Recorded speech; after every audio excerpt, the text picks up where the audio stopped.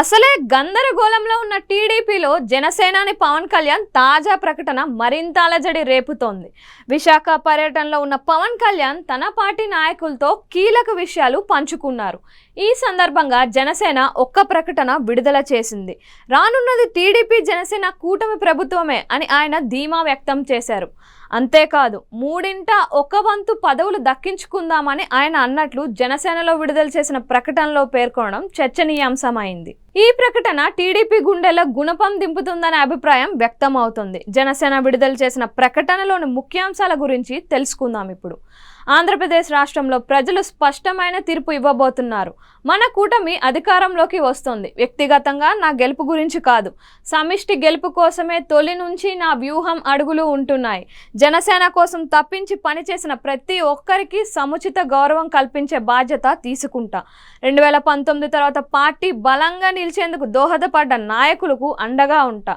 ప్రజాస్వామ్యం సమయంలో ఉన్న ఒక చిన్న పరిచయంతో ఒక నాయకుడికి 2014 తర్వాత టీటీడీ సభ్యుడిగా 2 పర్యాయాల పదవిని ఇప్పించగలిగాను. అప్పటికి ఆయన మన పార్టీలోకి రాలేదు.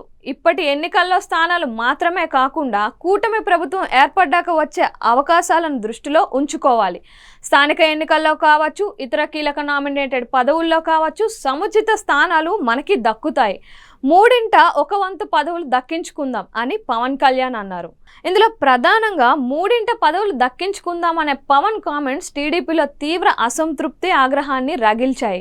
ఇటీవల పవన్ కళ్యాణ్ మాట్లాడుతూ ఇదే విషయాన్ని చెప్పారు. ఇప్పుడు మళ్ళీ అదే సంగతిని బలంగా చెప్పడం ద్వారా ఎలాంటి సంకేతాలు పంపాలని అనుకుంటున్నారనే చర్చ తెరలేచింది.